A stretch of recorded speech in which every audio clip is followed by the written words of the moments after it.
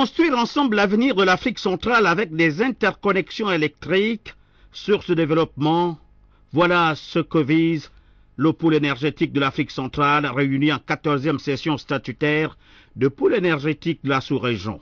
On a constaté qu'en Europe, même au Maghreb, en Afrique de l'Ouest, des pays se sont connectés entre eux, il y a l'électricité, mais en Afrique centrale, chacun vole de ses propres ailes et nos villes également mal connectées.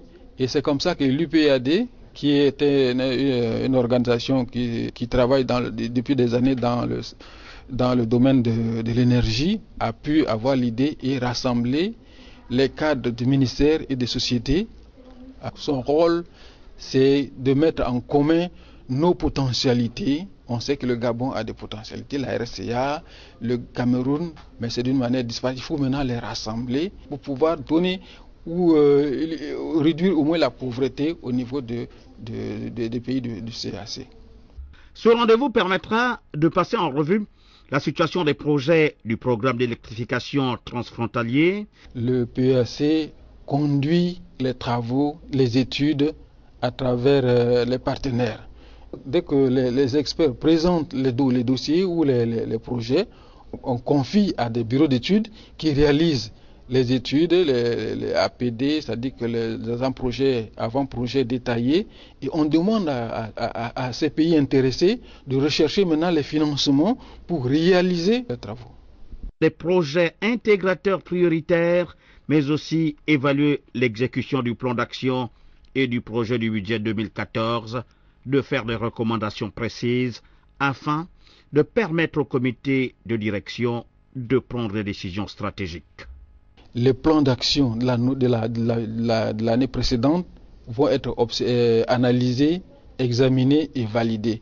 Et également les plans d'action de la nouvelle année. La réunion du comité de direction du pôle énergétique de l'Afrique centrale rassemble 7 pays sur 10 pour des recommandations très attendues. Dans cet exercice de présentation du budget prévisionnel 2014, le ministre de l'Agriculture Julien Kogebekale expliquera aux membres de la Commission des finances du Sénat que le secteur agricole gabonais mérite d'être lancé et son poids socio-économique justifie qu'il en soit ainsi. Et il donnera lecture de son budget prévisionnel qui est en hausse de 13%, se situant à plus de 20,372 milliards de francs CFA en 2014 contre 17,724 milliards de francs CFA en 2013. Il n'a pas manqué de décrire les deux principaux objectifs du gouvernement dans sa politique agricole, à savoir réduire d'ici 2016 les importations alimentaires par l'accroissement de la production agricole et halieutique locale et le soutien à l'augmentation de l'offre nationale de produits alimentaires et développer l'agro-industrie en vue de diversifier notre économie et de promouvoir la transformation des produits gabonais. Le budget de fonctionnement est en baisse de 10% et est fixé à plus de 7,636 milliards de francs CFA et le ministre Julien Kogebekale va relever que ce budget n'a pas pris en compte les besoins réels de fonctionnement des agences sous tutelle alors qu'elles devaient recevoir des contrôles objectifs de performance. Les missions de mise en œuvre de la politique agricole va-t-il regretter? En conclusion, le ministre de l'Agriculture Julien Kogebekale dira que le budget 2014 de son département ministériel réaffirme le maintien de l'effort de la nation gabonaise en faveur de l'agriculture, de l'élevage et de la pêche. Avant le ministre de l'Agriculture, le ministre du Pétrole, de l'Énergie et des Ressources hydrauliques, Étienne Dieudonné Ngoubou, avait exposé les grandes lignes de son budget 2014 tout en expliquant auparavant l'exécution de celui de 2013. Avant les chiffres, il indiquera au vénérable sénateur que le budget 2014 de son département ministériel est présenté en mode moyen et en mode budget par objectif de programme répondant à la mission 22 concernant les ressources pétrolières, énergétiques, hydrauliques et nucléaires. À la suite de ces explications, il déclinera son budget prévisionnel 2014 qui s'élève à plus de 75,820 milliards de francs CFA, dont 47 milliards de prêts bilatéraux, précisera-t-il. Il lancera un appel aux vénérables sénateurs afin de redoubler d'efforts dès 2015 en termes d'investissement pour son département ministériel pour faire face à la demande de l'industrie naissante et à la satisfaction des principales préoccupations des populations sur l'ensemble du territoire national. Plus d'une soixantaine de pays statuent sur la gestion des bois tropicaux et de l'exploitation forestière au deuxième jour de cette 49e session du Conseil international des bois tropicaux.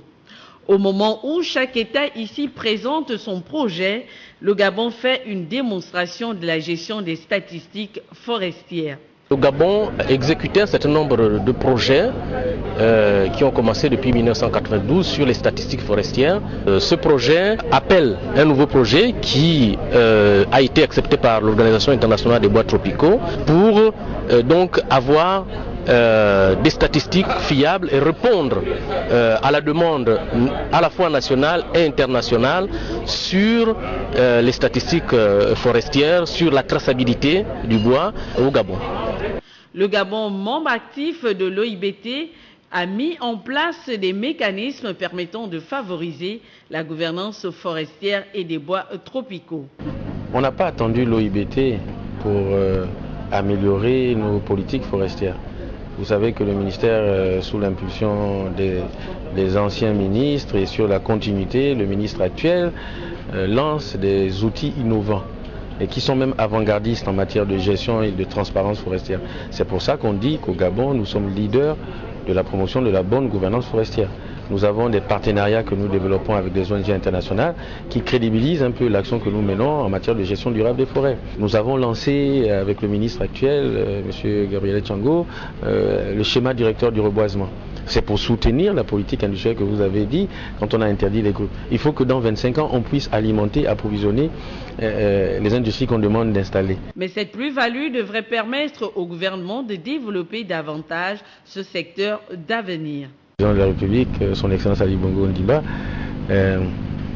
promeut la conservation, la préservation, la pérennité des ressources. Et le Gabon vert est le pilier de l'économie de demain. Et donc, nous les techniciens qui suivons cette vision, nous n'avons qu'à matérialiser et les projets forestiers que nous mettons en place sont assez efficaces pour répondre à cet objectif d'ici 2025. Ce cadre d'échange va certainement apporter à chaque pays membre du CIBT des outils nécessaires pour l'amélioration des bois tropicaux.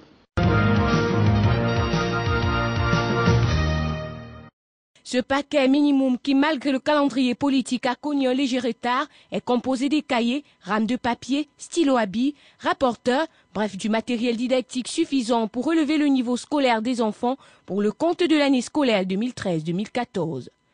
Le nouveau maire de Bacham, élu au double scrutin du 30 septembre dernier, en la personne de Kenny Paul, en remettant ce prestigieux matériel transféré par l'État dans sa municipalité pour le montant de 11 651 971 francs CFA, a demandé au chef d'établissement d'en faire bon usage. Et nous souhaitons que nos directeurs d'école en fassent bon usage pour qu'ils arrivent, ces équipements remis arrivent à temps pour servir à nos enfants. Beaucoup ont déjà commencé. On est presque vers le, disons, au tiers du programme. Mais ce matériel va rattraper le niveau de formation pour booster ce que le gouvernement veut de nos enfants. Quant au sous-préfet de la localité Saïdou Bouba, témoin privilégié de la dite cérémonie, ce matériel que l'État camerounais offre gracieusement chaque année aux établissements primaires et maternels pour relever le niveau des jeunes élèves doit être utilisé à bon escient. L'État ne nous a pas oubliés dans son budget, avec des crédits transférés à la commune. Et puis la mairie a fait son travail, malgré la densité des événements politiques. Moins d'un mois après leur installation officielle, ils ont tenu à remettre solennellement le paquet minimum à ces différents directeurs d'écoles primaires publiques implantés dans notre unité. Donc le sous-préfet que je suis est satisfait et j'ose croire que ce matériel sera bien utilisé et pour que nos enfants aient une éducation de qualité. L'inspecteur des enseignements primaires et maternels de l'arrondissement de Bacham, Mekazon Emile, a d'ailleurs estimé ce paquet minimum grâce au volume de cette année. Le paquet minimum de cette année nous paraît plutôt paquet maximum. Nous l'avons reçu, nous l'avons bien contrôlé, il est exact. Nous allons l'utiliser à bon escient. La directrice de l'école publique Bameboro, village Chouata, Delphine, en remerciant l'État d'avoir pensé à son établissement, s'est dite prête à mettre tout ce matériel à la disposition des enfants. Ce paquet vient vraiment à point nommé parce que depuis la rentrée, on l'attendait, on avait le petit paquet mis à notre disposition par les parents. Ceci vient vraiment renforcer et je crois que le personnel enseignant sera très ému et ils vont l'utiliser à bon escient.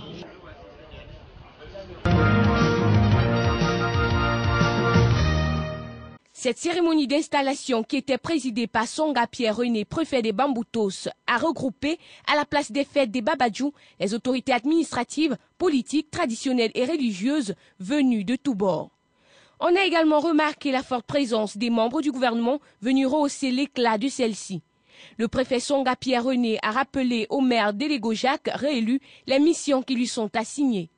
Le maire de l'arrondissement de Babadjou, Délégo Jacques, qui porte une fois de plus le drapeau tricolore du pays, vient ainsi à la tête d'un exécutif communal de 25 conseillers, changer davantage le visage de cet arrondissement créé en 1993, mettant l'accent sur la campagne d'hygiène et de salubrité, qui est l'une des principales recommandations du préfet. Je suis très heureux parce que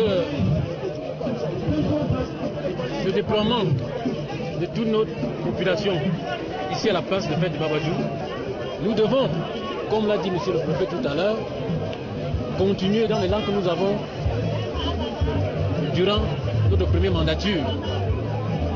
À cet effet, nous allons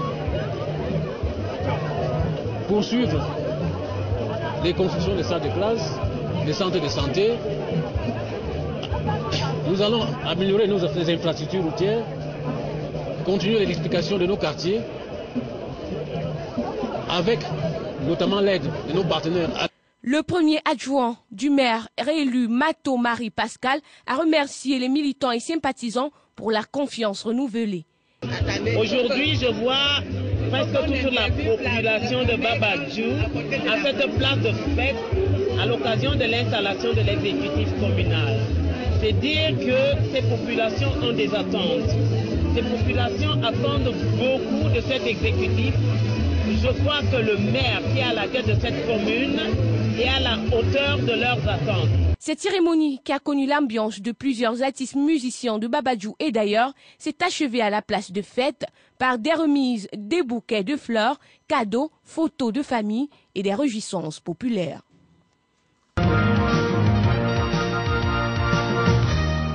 Nous sommes au quartier Kakimbo, précisément sur la ligne 3. Longue de 2 km, la bretelle part de cette forêt classée et aboutit à la transversale numéro 2 en direction du centre émetteur à Kipi. Le bitumage de la bande d'essai a démarré avec l'entreprise brésilienne OAS. L'opération s'effectue sous l'œil admirateur des riverains. C'est avec beaucoup de joie que nous accueillons le bitume devant notre porte. Nous serons les premiers surveillants de ces bitumes. Nous n'accepterons jamais que les gens viennent détruire ce que l'État a investi. Le projet concerne un linéaire de 27 km dans la voie urbaine de Conakry. Actuellement, de gros travaux d'ouverture sont en cours dans les 5 communes de la capitale. Dans les prochains jours, d'autres quartiers seront bitumés. La prochaine étape de mise en œuvre de BV, ça sera à Taouya sur une longueur de 1100 mètres. C'est un resurfaçage. On est en train d'achever les travaux préparatoires. Donc prochaine semaine, Inch'Allah, on sera là-bas aussi. Si ces artères reçoivent en ce moment du béton bitumineux pour une circulation aisée, il n'en est pas de même sur les tronçons Sonfonia-Kabélé, Carrefour Constantin-Madina sur la route du Niger ou encore la bretelle Comté-Stade de Nongo. C'est des trous béants partout sur ces axes routiers, une dégradation qui ralentit la circulation. Conséquence, de gros embouteillages se créent aux heures de pointe. Un calvaire vécu au quotidien par les citoyens. C'est une rencontre de présentation du document de modernisation de l'état civil guinéen. Il est élaboré par le ministère de l'administration du territoire et de la décentralisation en partenariat avec l'UNICEF et l'Organisation mondiale de la santé. Ce projet de document est intitulé « Vers l'enregistrement universel des naissances en Guinée ». La brochure traite de toutes les questions liées au système des enregistrements et statistiques de l'état civil. Cette stratégie permettra de sécuriser les dossiers de l'état civil. Et la modernisation de l'état civil est un défi auquel nous associons tout le peuple de Guinée pour nous amener à établir des documents sécurisés, des documents fiables, des statistiques fiables, à même de nous conduire vers le développement. Cet atelier, aujourd'hui, vise à obtenir la contribution de l'ensemble des parties prenantes concernées par l'état civil à l'échelle du territoire national à cette analyse de situation qui prend en compte tous les faits d'état civil, y inclut les statistiques de naissance, de décès, de mariage générés à travers le système de santé. Le gouvernement salue cette démarche. L'état civil et le développement sont liés.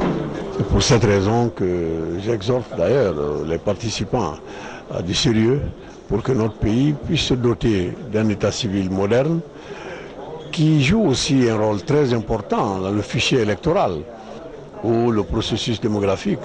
Tout dépend de l'état civil. Il est de notoriété courante que la vie des hommes gravite autour de 3 axes, certifiés par l'état civil à travers les actes de naissance, de mariage et de décès dans le creuset de l'état civil qui est le socle de votre atelier. Pendant 4 jours, les participants vont échanger des expériences sur la validation du document afin d'aboutir à des recommandations en faveur de la sécurisation des statistiques de la procédure d'enregistrement des faits d'état civil.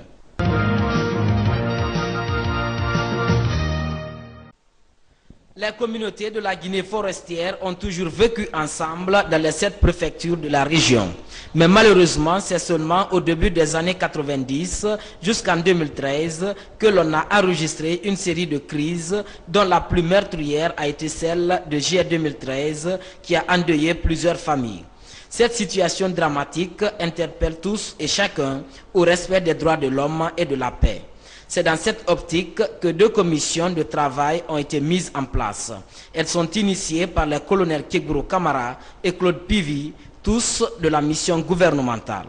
Merci pour cette volonté d'aller vers la paix. On en a besoin. Parce que Zéro aujourd'hui est la chasse gardée, disons, de tous les opérateurs économiques mondiaux. Si on fait le bruit ici, ceux qui viennent investir ne viendront pas. Et on va rester comme ça, nos enfants, jusqu'à 45 ans, ils seront sans travail. Et il y en a qui ne vont même pas se marier. C'est difficile pour notre société. Et ce sera eux demain. Nous partons. J'invite au pardon réciproque. Mais j'invite aussi à ce que chacun de nous, ici comme en dehors d'ici, accepte de mettre notre région, nos préfectures respectives, nos communes respectives au-dessus de tout. Les 2 commissions mises en place ont produit un texte synthèse intitulé Pacte de non-agression et de cohabitation pacifique. C'est un document de 10 pages et de 25 articles qui a été paraphé par 15 signataires, dont les représentants des groupes sociaux vivant en forêt. Ils se sont fermement engagés à conjuguer les efforts en relation avec les forces de défense et de sécurité en vue d'épargner la Guinée forestière de toute tentative de déstabilisation. D'entrée des jeux, le président de l'Assemblée nationale déclare reprise la plénière prévue à 13h ce mercredi 27 novembre 2013 en annonçant l'ordre du jour qui sera adopté. Il s'agit de la question orale avec débat sur le pourparlers de Kampala adressé au ministre des Affaires étrangères, coopération internationale et francophonie dans le cadre du contrôle parlementaire. Un constat est fait. L'auteur de la question, Fabrice Pouella, par texto, justifie son absence en solidarité à son collègue député Babala en transfèrement à l'AE. L'honorable Obé Minakou, après le débat général, considère qu'il appartient à l'auteur de la question de la lire, voire la conclure. Mais son absence complique et qu'il est temps de transformer les problèmes soulevés en questions d'actualité à la prochaine plénière dans le strict respect du règlement intérieur qui régit la Chambre basse du Parlement. Tout en levant l'option de convoquer l'honorable Fabrice Kouela pour donner ses moyens de défense et faire rapport à la plénière. Le président de l'Assemblée nationale, l'honorable Minakou, a sollicité l'indulgence du ministre Raymond Tchibanda, invité à prendre congé de la représentation nationale, faute de l'auteur de la question orale avec débat à laquelle il devrait répondre. La ville de Goma et la province du Nord Kivu tout entière est dans la fièvre de l'arrivée imminente du chef de l'État, Joseph Kabila Kabange. Pour cette province meurtrie par la guerre, l'avenue du président de la République est un ouf de soulagement pour la population avec la paix dont l'artisan principal demeure, Joseph Kabila Kabange. Le ministre de l'Intérieur, Richard Mouyej Monguez-Mons, qui a entamé plusieurs démarches pour la cohésion nationale avec plusieurs couches sociales de la province, a jugé utile de s'entretenir avec le chef de quartier, véritable cadre territoriaux de base. Dans une atmosphère de détente, l'adresse du ministre de l'Intérieur a été centrée sur l'amour. Occasion saisie pour le chef de quartier de présenter leurs préoccupations pour des solutions appropriées. J'ai eu l'occasion de suivre leur doléance. Le gouvernement central a été faible dans l'exécution de ses tâches. Il faudrait rapidement améliorer, redresser ces faiblesses pour obtenir qu'ils se sentent davantage motivés et participer à la gestion de la province. La ville de Goma vibre au rythme de l'arrivée du chef de l'État, Joseph Kabila Kabange. Déjà, une chanson vient d'être initiée par le ministre de l'Intérieur pour accueillir le président dans cette partie du pays. Les chefs de quartier du Nord Kivu et de Goma principalement, c'est des gens avisés. C'est des gens suffisamment informés parce qu'ils ont connu suffisamment de preuves. Ils n'ont pas besoin d'être sensibilisés. C'est leur affaire. Vous verrez les résultats.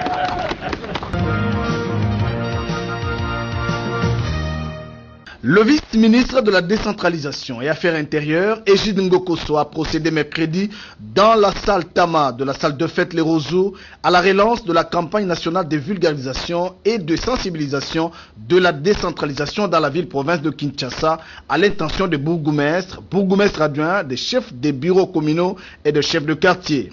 Le vice-ministre a informé les bourgmestres de la capitale qu'ils ont un rôle important à jouer et doivent se comporter comme des élus en appliquant dans leur commune les lois de la décentralisation. Les entités territoriales décentralisées sont dotées de la personnalité juridique et jouissent de la libre administration de leurs ressources économiques, financières, patrimoniales et techniques. Il faut que tout le monde s'approprie ce processus de la décentralisation pour qu'il puisse aboutir. Il faudrait d'abord que les deux lois principales, les deux projets de loi soient votés au Parlement. Et une fois que les lois seront promulguées, il y aura sûrement des textes réglementaires qui vont définir des mesures d'application.